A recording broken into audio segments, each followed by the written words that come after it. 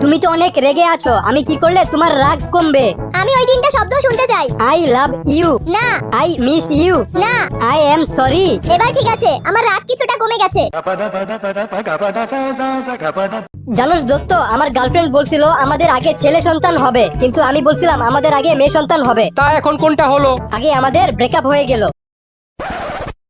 বল্টু, তোর মন খারাপ কেন? দুষ্টামি করে ফোনে চাইনিজ ভাষা সেট করছিলাম, এখন সেটিংস খুঁজে পাচ্ছি না। দোস্ত, একটা জিনিস বলতে পারবি? কি জিনিস? পৃথিবীর সব থেকে ধনী ব্যক্তি বিল গেটস যদি বাংলাদেশের হতো তাহলে কি হতো বলতো? বলতে পারলাম না, তুই বল। ওনার বাবা মা আফসোস করতেই থাকতো যে তার ছেলেটা ডাক্তার অথবা ইঞ্জিনিয়ার হতে পারলো না। জানোস দোস্ত, সাবান আর দুধ এই কথাটা কেউ বারে বারে বলতে পারে না। সাবান আর দুধ, সাবান আর দুধ, সাবান আর দুধ।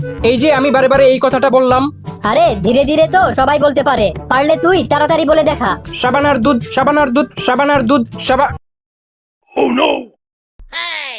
আচ্ছা বল্টু, বলতো আগের যুগের প্রেমিক প্রেমিকা আর এখনকার প্রেমিক প্রেমিকার মধ্যে পার্থক্য কি? স্যার, আগের যুগের প্রেমিক প্রেমিকারা খুঁজতো ভালোবাসা, আর এখনকার প্রেমিক প্রেমিকারা খোঁজে খালি বাসা।